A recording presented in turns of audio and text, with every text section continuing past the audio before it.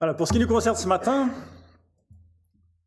en fait, avec le groupe de jeunes, vont être abordées ce prochain trimestre des questions difficiles auxquelles les jeunes, et il y en a quelques-uns ce matin, sont confrontés, notamment les questions d'identité. Et qu'on le veuille ou non, les questions liées à l'identité sont fréquentes dans les collèges et lycées. Qui suis-je?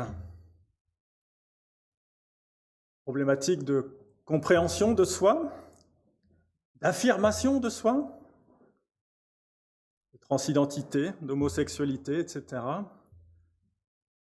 Et ensuite, on abordera aussi les aspects de relations garçon-fille, complémentarité, homme-femme, amitié, amour, sexualité, le couple, les projets de vie, avec bien sûr Dieu dans tout ça, le point de vue de Dieu, dans la mesure de ce que nous comprenons à partir de la Bible. Et comme ça nous intéresse aussi en tant qu'adultes, j'avais à cœur de faire quelques prédications introductives à ces problématiques, même si, reconnaissons-le, ce n'est pas facile. Par quel bout commencer? Dans la Bible, le mot boussole n'existe pas, et pour cause, cet instrument fort utile pour ne pas se perdre, pour pouvoir se positionner, pour savoir se diriger, n'avait pas encore été inventé quand la Bible a été écrite. Pourtant, aujourd'hui, plus que jamais, en tout cas c'est l'impression que j'ai, malgré le fait d'avoir la boussole, et même des cartes, et même le GPS, summum du progrès, l'être humain n'a pourtant jamais été autant déboussolé. L'être humain n'a jamais été autant déboussolé. La citation que j'ai mise dit « L'adolescent », moi j'élargis carrément, à moins que je n'ai pas un regard objectif sur notre société et sur nos contemporains, oui, déboussolé et mal orienté est certainement le minimum que l'on puisse dire dans bien des situations. C'est malheureusement le problème de bien des gens et une des raisons pour laquelle, je pense, nombre de problématiques se posent, aujourd'hui en particulier. Mais même si le mot n'existe pas encore dans la Bible, le problème date de longue date. Si tu mets la suivante, Pedro. Considérez ces versets dans le livre du prophète Jonas que Dieu évoque concernant les habitants de la grande ville de Ninive, capitale du puissant empire assyrien de l'époque. C'est Dieu qui parle à Jonas à la fin du livre. L'Éternel dit, « Tu as pitié de la plante qui ne t'a coûté aucune peine et que tu n'as pas fait pousser, qui est née une nuit et qui a disparu l'autre nuit.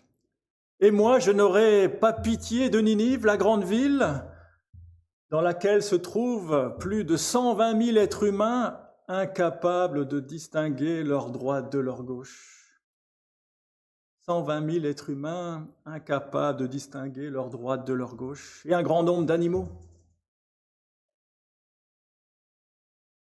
Effectivement, l'être humain ne sait souvent pas distinguer sa droite de sa gauche. Notez qu'on qualifierait certainement ces mots de doux euphémismes, mais c'est de la bouche même de Dieu. Des gens incapables de distinguer leur droite de leur gauche. Quand on sait qu'on parle de là des habitants de la capitale de l'Empire assyrien, comme je viens de le dire, on est à peu près dans les années moins 600, moins 700 avant Jésus-Christ. Empire assyrien réputé pour être des guerriers sauvages et sanguinaires, aux coutumes sympas de décapiter les chefs de ceux qui lui résistaient, de déporter une grande partie du reste des populations vaincues, de pratiquer l'esclavage, la prostitution, l'idolâtrie. Le moins que l'on puisse dire, c'est que les mots de Dieu sont plutôt doux, même carrément plutôt mous. Des gens qui ne savent distinguer le bien du mal, traduira la Bible du semeur, alors que bon nombre devaient quand même avoir une idée quand même assez nette de ce qui est bien de faire ou de ne pas faire, enfin à mon humble avis. Mais notez qu'il ne s'agit en aucun cas d'une indulgence ou du laxisme de la part de Dieu. Il ne s'agit pas d'excuser ou de trouver des circonstances atténuantes ou de ne pas tenir chacun responsable de ses actes et de les en exonérer. Non, il ne s'agit pas de ça, pas du tout. Relisez l'histoire de ce prophète Jonas si vous ne la connaissez pas. La mission première de Jonas était d'avertir d'un châtiment imminent, d'une destruction imminente, en punition par Dieu des diverses erreurs et horreurs commises par ces gens, ou leurs responsables en tout cas. Bref, ce que je veux surtout souligner par la mention de ces versets, c'est l'attitude de Dieu. L'attitude de Dieu. Notons combien Dieu ne se désintéresse pas de ces gens, et surtout notons combien Dieu veut en avoir pitié, et en a eu pitié. C'est le pourquoi de l'envoi de Jonas au préalable, pour prévenir, avertir, pousser au changement. Et Jonas, qui connaissait bien Dieu, connaissait évidemment bien le caractère de Dieu.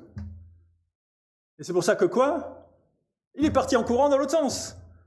Jonas, va à Ninive. Oui, d'accord. Et il prend le bateau dans l'autre direction. Ah, le Jonas.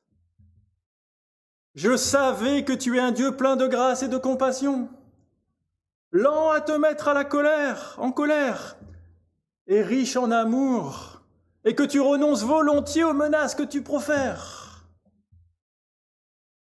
Avait dit le prophète quelques versets plus haut. Je savais que tu es un Dieu plein de grâce et de compassion, lent à te mettre en colère et riche en amour, et que tu renonces volontiers aux menaces que tu profères. Magnifique histoire que celle du livre de Jonas. Magnifique et pourtant pas si facile que ça à accepter. Dieu qui ne punit pas les coupables, Dieu qui ne punit pas les méchants, Dieu qui ne punit pas les ennemis, Dieu qui ne punit pas les pécheurs, parce que Dieu en a pitié. Il se sent concerné. Dieu a pitié de l'être humain déboussolé, en perte de repère ou carrément sans repère, perdu. Et cette situation l'attriste. Et il offre donc sa grâce. Sous condition, il faut bien le souligner, sous condition d'une repentance, bien sûr. Sous condition d'une repentance indispensable. Car il ne peut pas juste fermer les yeux sur le mal. Non, ça Dieu ne peut pas le faire. Dieu ne peut pas juste fermer les yeux sur le mal. Il en affirme la gravité, mais il pardonne toute personne qui reconnaît le mal qu'elle fait et qui s'en repent. Il pardonne toute personne qui reconnaît le mal qu'elle fait et s'en repent. Dieu plein de grâce et de compassion, lent à se mettre en colère et riche en amour, et qui renonce volontiers aux menaces qu'il a annoncées. Mon Dieu est comme ça. C'est pas le vôtre. Dieu est bon et attentionné. Dieu veut le bien de chaque être humain. Dieu veut son salut et sa transformation aussi. Voilà le caractère de Dieu, de l'intention de Dieu pour les êtres humains. Élément important, primordial, je pense, à rappeler à quiconque ne le saurait pas ou en douterait. Élément capital à nous rappeler aussi, surtout si nous avons peut-être la fausse impression que le Dieu de l'Ancien Testament était plutôt un Dieu violent et vengeur, expéditif. Non. C'est là une partie primordiale du cadre de référence, la toile de fond, je pense, pour toute question complexe, pas complexe d'ailleurs, en particulier face à toute question délicate, apparemment inextricable. Gardons cela en tête pour éclairer toute notre réflexion et suivre l'exemple de Dieu dans notre attitude vis-à-vis de nos contemporains déboussolés. Et pour compléter la toile de fond, Pedro, si tu mets la suivante, le texte important aussi que je mentionne se trouve tout au début de nos Bibles, dans le livre de la Genèse. Et oui, le problème est bien plus ancien que l'exemple de Ninive. Il remonte à plusieurs millénaires, aux origines. Genèse, chapitre 3, les 5 premiers versets. Le serpent était le plus rusé de tous les animaux sauvages que l'Éternel avait fait. Il dit à la femme, « Dieu a-t-il vraiment dit, vous ne mangerez aucun des fruits des arbres du jardin ?» La femme répondit au serpent, « Nous mangeons du fruit des arbres du jardin. » Cependant, en ce qui concerne le fruit de l'arbre qui est au milieu du jardin, Dieu a dit, « Vous n'en mangerez pas, et vous n'y toucherez pas. Sinon, vous mourrez. » Le serpent dit alors à la femme, « Vous ne mourrez absolument pas. Mais Dieu sait que le jour où vous en mangerez, vos yeux s'ouvriront. Vous serez comme Dieu. Vous connaîtrez le bien et le mal. » Genèse chapitre 3. Oh non, pas cette mythologie, pas cette légende passéiste. Pas cette histoire pour les enfants. Certains réagissent comme ça en considérant ces textes anciens, ou en tout cas les relativisent beaucoup.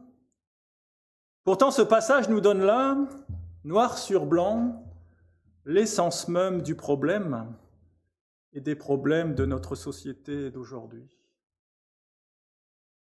Ce passage nous donne là l'essence même des problèmes de notre société d'aujourd'hui. Si les gens sont déboussolés, ne savent pas distinguer leur droite de leur gauche, ne savent pas distinguer le bien du mal,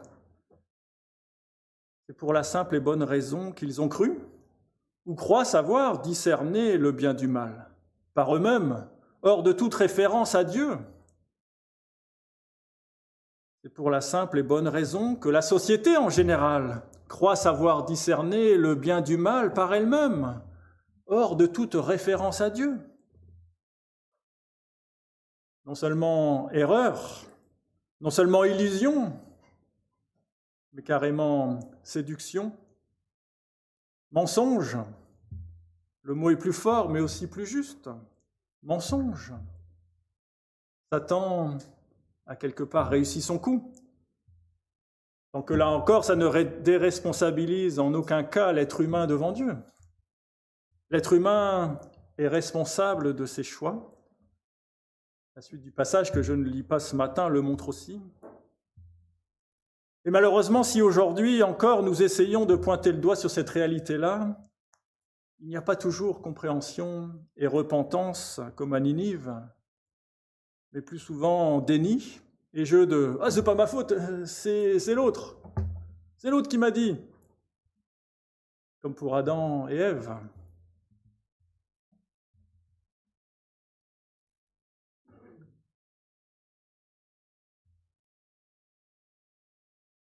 Force est de constater, effectivement, même si certains font de leur mieux, que l'être humain et la société ne savent pas distinguer et ne savent pas juger fondamentalement des choses, droite-gauche, bien-mal.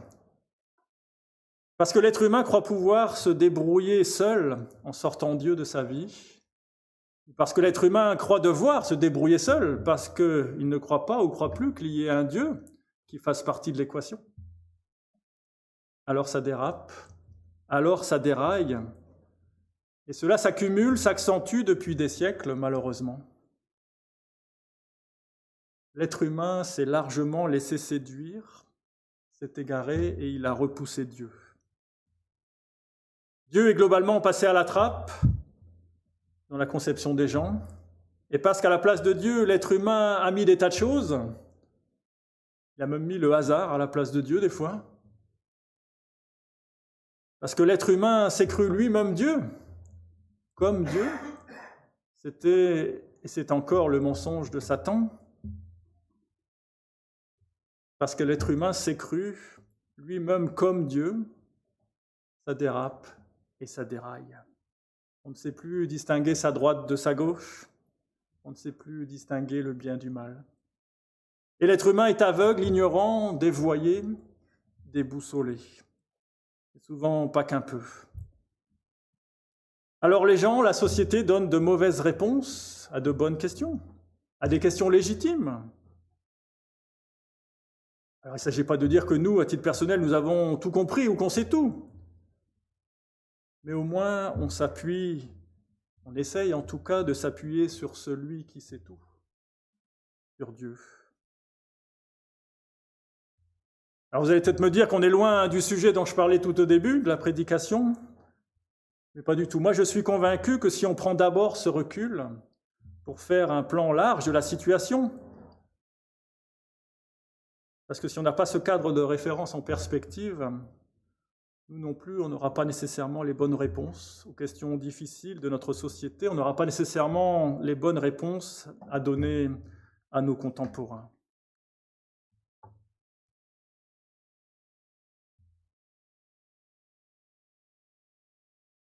Et la suivante, Pedro, la 6, la 5. Alors on peut maintenant un peu plus se focaliser sur ce problème d'identité, le questionnement fondamental de tout être humain à toutes les époques. Qui suis-je? Qui suis-je? Suis-je aimé? À quoi est-ce que je sers? Quel est mon avenir? Pourquoi?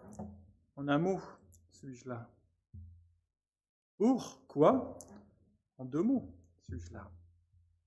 De tout temps, on s'est posé ces questions, et il est légitime de se les poser. Et aujourd'hui, l'équation, c'est certainement encore compliqué, car d'autres questions que l'on n'aurait peut-être jamais personnellement envisagées viennent peut-être s'y ajouter. Suis-je un garçon ou une fille? Un homme ou une femme? Les deux? Ni l'un ni l'autre? Suis-je ce qu'on me dit que je suis? Suis-je ce que j'ai envie d'être ou ce que je choisis d'être? Dieu aime chacun, même qui ne sait pas distinguer sa droite de sa gauche. Et pourtant, on pourrait se dire que distinguer sa droite de sa gauche, c'est quand même pas bien compliqué. Alors, ni mépris, ni dégoût, ni rejet, ni jugement. Dieu aime chacun et voudrait que chacun trouve la bonne réponse à ces questions. Qui suis-je? La Bible, quant à elle, répond « L'être humain ne trouve sa pleine identité, sa juste identité, sa belle identité qu'en Dieu. Qu'en rapport avec Dieu, ou plus précisément qu'en rapport avec Dieu, qu'en relation à Dieu, qu'en relation avec Dieu. Oui, l'être humain ne trouve son identité qu'en Dieu. Évidemment, liberté à chacun de penser le contraire, de penser autre chose. Mais je le répète, la Bible nous dit que n'importe quel être humain qui se questionne sur qui il est, y compris quelqu'un bien dans sa peau, et a fortiori quelqu'un mal dans sa peau, ne sait pas trop où il en est. Quelqu'un dans la normalité, selon n'importe quel critère, peut-être pas tout juste d'ailleurs, comme quelqu'un qui sort d'une façon ou d'une autre de quelconque critère de normalité, peu importe. Quiconque, pour reprendre le nom du destinataire du cadeau de Pâques qu'il y avait dans le sketch des enfants il y a 15 jours pour celles et ceux qui étaient là, quiconque trouvera la réponse, et la seule réponse qui tienne la route à toutes ces questions, qui tienne durablement la route, qui tienne éternellement la route. en trouvant sa place auprès de Dieu, en Dieu. C'est ce qu'il nous faut répondre à nos prochains, à nos contemporains, aux autres collégiens ou lycéens ou adultes. Cette vérité n'a pas d'âge. Votre vraie identité, la seule qui vaille, est en Dieu. Votre vraie identité, la seule qui vaille, est en Dieu. De prime abord, la réponse sera peut-être insatisfaisante pour certains, voire pour beaucoup. Car cela fait partie des nombreuses choses qui ont été quelque peu évacuées, mises au placard, sinon aux oubliettes dans notre société. Le fait que l'être humain n'est qu'une créature. L'être humain n'est qu'une créature, mais pas une créature issue du hasard, une créature issue de la main aimante de Dieu, du cœur de Dieu, le Créateur. Et ça, c'est 2 chapitres plus avant dans le livre de la Genèse, au chapitre 1, où Dieu dit « Faisons les humains à notre image, selon notre ressemblance ». Dieu créa les humains à son image. Il les créa à l'image de Dieu, hommes et femmes, ou hommes et femmes plutôt, il les créa.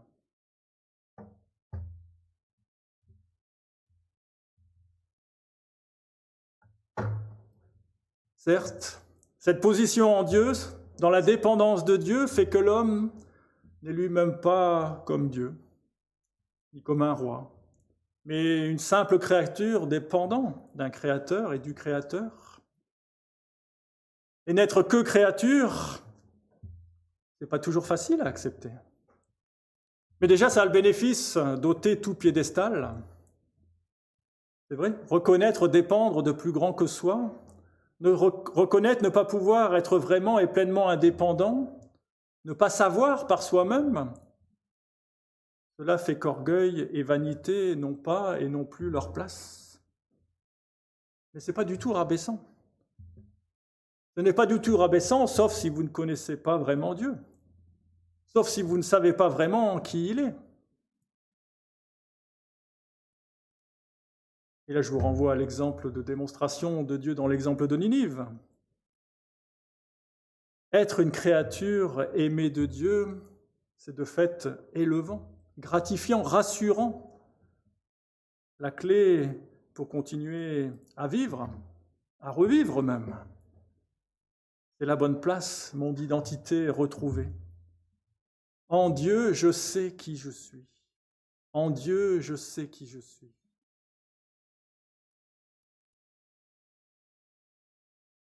À l'opposé, la société dit de plus en plus, tu peux être, et même tu dois être ce que tu veux, qui tu veux. Ne plus subir, décider.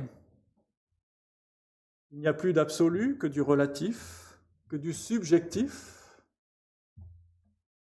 Et celui qui pense le contraire est un intolérant. D'un excès répressif pendant longtemps, qui n'a pas fondamentalement résolu et répondu aux problèmes, le balancier est désormais parti dans un excès totalement inverse. Et franchement, le manque de cadre, même s'il n'a pas besoin d'être coercitif, ce cadre, le manque de cadre, je ne suis pas sûr du tout que ça aide les gens. Et même je suis sûr que non, ça ne les aide pas, car par conception, on vient juste de rappeler le fait que nous avons été créés, voulus, conçus par Dieu. Par conception, l'être humain a besoin d'un cadre. L'être humain a besoin d'un cadre salutaire, structurant, rassurant, plus balisage que prison. Et il suffit de voir l'évolution de la société pour se rendre compte qu'il y a un cadre qui manque à bien des égards. En tout cas, mon avis de vieux schnock, il commence à avoir des cheveux gris. C'est en tout cas un cadre que Dieu nous offre aussi, sans nous l'imposer. Bref, si vos copains ou vos copines pour les jeunes, vos amis ou collègues pour les moins jeunes, ont une identité incertaine, Une identité surévaluée ou une identité sous-évaluée, ou une identité qui ne semble pas cadrer avec ce que Dieu nous propose. Dites-leur simplement que leur juste place, leur identité, c'est en Dieu qu'ils l'auront vraiment et pleinement.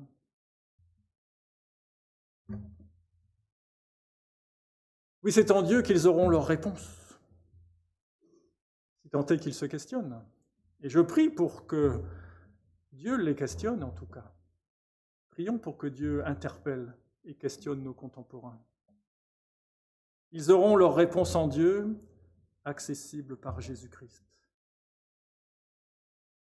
C'est sûr que le problème sur ce sujet de l'identité, comme sur beaucoup d'autres, sinon tous les autres, c'est que quand les gens, si et quand ils se posent des questions, le problème c'est souvent qu'ils ont déjà un peu trop une idée préconçue de la réponse qu'ils voudraient entendre. Ils voudraient juste qu'on abonde dans leur sens, qu'on leur dise « oui, c'est bon, vas-y ».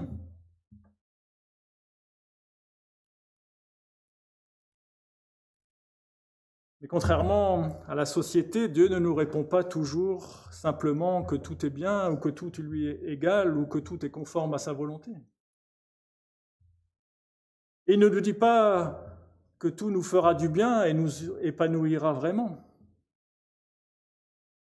Mais comme la société est intolérante à la contrariété, allergique à certaines vérités, les choses effectivement ne seront pas toujours faciles. Mais manifestons la même compassion, la même pitié, le même amour que Dieu, et nous aurons fait notre part. Nous aurons fait notre part. Oui, à toute personne, dites-lui que Dieu l'aime, et même que Dieu l'aime telle qu'elle est, même si bien sûr il ne voudra pas nécessairement souvent qu'elle reste la même. Dieu restaurera, il reconstruira, il sanctifiera, il transformera à son image. Et on part tous de loin. On part tous de loin. Les pièces du puzzle prendront forme petit à petit par la grâce de Dieu, en Dieu. Peut-être que cela vous frustrera, mais j'aborde volontairement pas ce matin les problèmes familiaux, sociaux, médicaux, de personnalité, relationnels, émotionnels, hormonaux, physiques, psychiques, psychologiques et même psychiatriques, des fois, qui sont malheureusement souvent aussi une partie de la problématique identitaire. Il faut le reconnaître, il y a ça aussi souvent. Excusez-moi, moi je suis pasteur, donc je propose plutôt des pistes pastorales. Alors, il ne s'agit pas d'éluder ou de minimiser ces aspects, des problématiques, qui certainement sont aussi des causes de mal-être et de perte d'identité. Et il faudra assurément les adresser à un moment ou à un autre, au cas par cas, dans l'accompagnement de ces personnes. C'est plus compliqué de rentrer dans ce niveau d'approche au niveau d'une prédication. Mais si vous avez des questions particulières sur ces sujets d'identité, de relations, etc., les jeunes notamment, mais aussi les moins jeunes, on va mettre en place aussi un truc informatique. Alors, nos spécialistes informatiques feront ça pour qu'on puisse poser des questions, des remarques, des suggestions à titre anonyme, comme ça, en répondant c'est Fred qui va gérer ça. Mais ça sera l'occasion, c'est important, je pense, aussi pour guider ce que, au niveau du groupe de jeunes, pourra être dit, et aussi nous, dans nos partages à nous, de savoir quelles sont les questions particulières, les remarques, les suggestions qu'on peut partager pour creuser ensemble ce sujet, parce que c'est un sujet, on le voit bien dans le quotidien, on le voit bien avec plein de gens autour de nous, on le voit bien même dans nos familles, on le voit bien à la télé, on le voit bien dans nos collèges et lycées, que c'est une grosse problématique, des gros questionnements.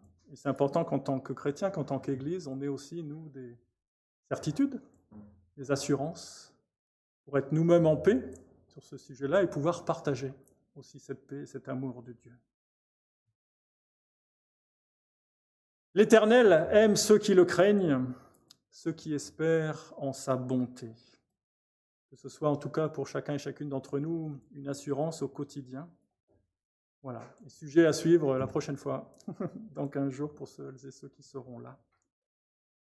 En attendant, je vous invite à prier.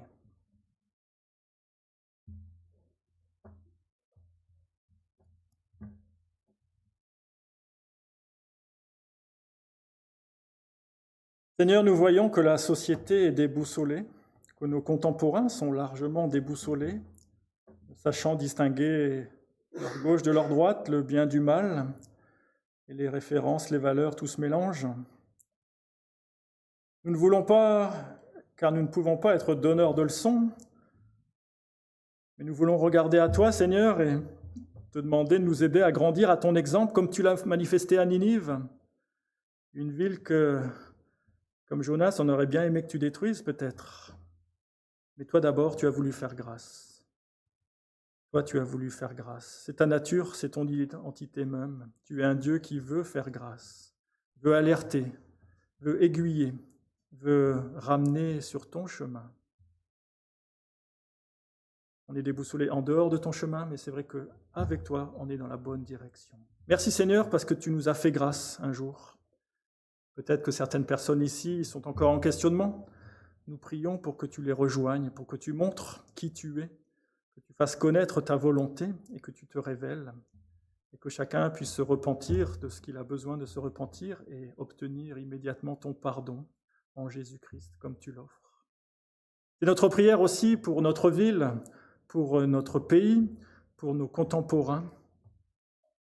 Que Seigneur, ta gloire se manifeste, que ta grâce soit partagée. Et face à toutes ces questions de société difficiles, au niveau identitaire notamment, sexuel, etc., donne-nous ta sagesse, Seigneur, donne-nous ton amour. Et aide-nous à être des poteaux, des panneaux indicateurs qui indiquent toi. Pour que toutes celles et ceux que nous connaissons, parmi nos familles, parmi nos amis, qui sont dans cette crise identitaire, dans ces questionnements profonds, il ne s'agit pas de les balayer d'un revers de la main, il ne s'agit pas de juste mettre tout le monde en prison, il s'agit de trouver les bons mots, Seigneur, les bonnes attitudes, les bonnes pensées pour accompagner, aider. Et toi, tu es celui qui restaure, qui transforme. Et on te remet toutes ces personnes, Seigneur, et qu'à notre niveau, on puisse être ces vecteurs aussi de ta part pour eux, ces sources de bénédiction que tu veux. Oui, Seigneur, le monde est déboussolé, toi tu veux le sauver. Nous te prions, Seigneur, que tu fasses que les gens ne s'endurcissent pas, que les gens ne croient pas déjà tout savoir, que les gens ne veulent pas simplement entendre ce qui leur plaît pour abonder dans leur sens. Non, que les gens soient prêts à entendre même ce que tu veux dire et qui est contraire peut-être à leur intuition, envie, penchant. Merci de ton aide, Seigneur, au quotidien. Et aide-nous en tant qu'Église, oui, à rayonner aussi de ta grâce, de ta parole dans ces domaines-là, combien même c'est difficile. Merci, Seigneur, de ta grâce à notre égard et de qui tu es, en Jésus-Christ. Amen.